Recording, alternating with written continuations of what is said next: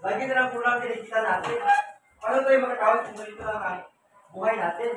Kung Mario, ginawa ko naman ang lahat. Mas mahalaga ang pamilya kaysa sa pera.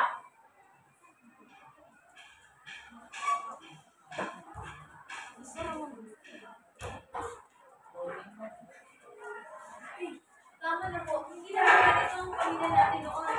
Palagi tayo masakit. Anong nangyari dito? Hindi niyo ba naiisip kung gaano kasakit sa amin na kayo nag-aaway? Inay, bakit kayo nag-aaway? Bakit ang simpleng away ay ating pinapalaki? Papayag ba tayo na ikaw ay sila sa ating pamilya? Kung hindi kayo masaya dito, lumayas kayo! Bakit mo nasabi yan? Ang anak natin ng ating kayamanan. Tuluyan sila nasaktan sa pagkain ng iyon.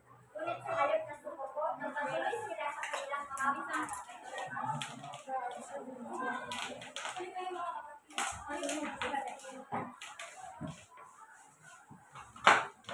sa bawat linggo, palagi sila sumadala ng susubakan ng lakas at buhay. Ngunit isang araw, pagka-uwi, napadaan sila sa isang pool.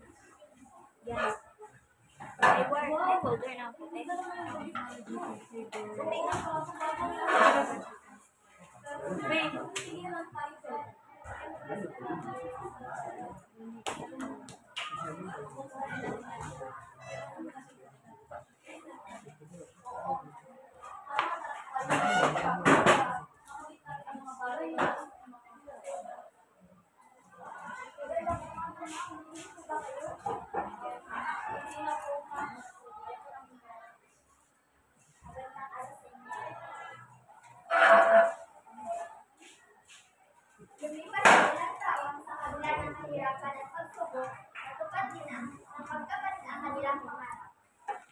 Salamat, Panginoon, at natupad din ang pangarap ng aking anak. Proud ako sa inyo, mga anak. Maraming salamat, Inay.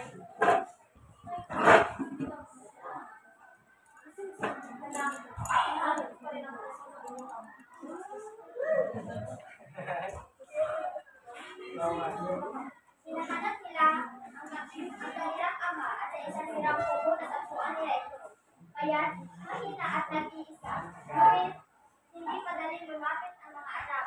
Sugatan pa rin ang kanilang mga damdamin.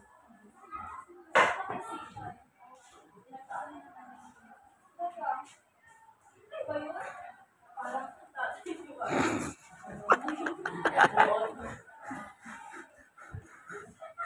Sitay na ba? Tawa kasi, Inay.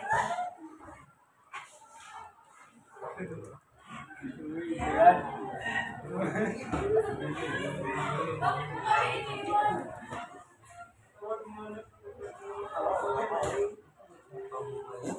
Kaya kami makantay.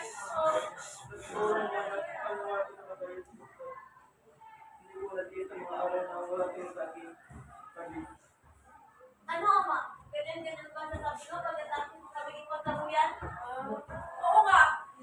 Pamilya mo kami, iniwan mo kami dahil sa simpleng away ni nanay. Anong klase ka maka? Tawad mo na. Ano ba bago ang patawad ko?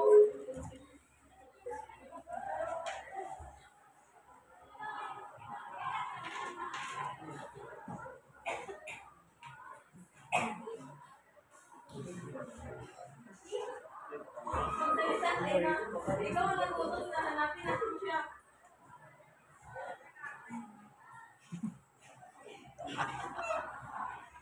Ano mo na nga? Tumigil na kayo. Magbati na kayo sa inyong mga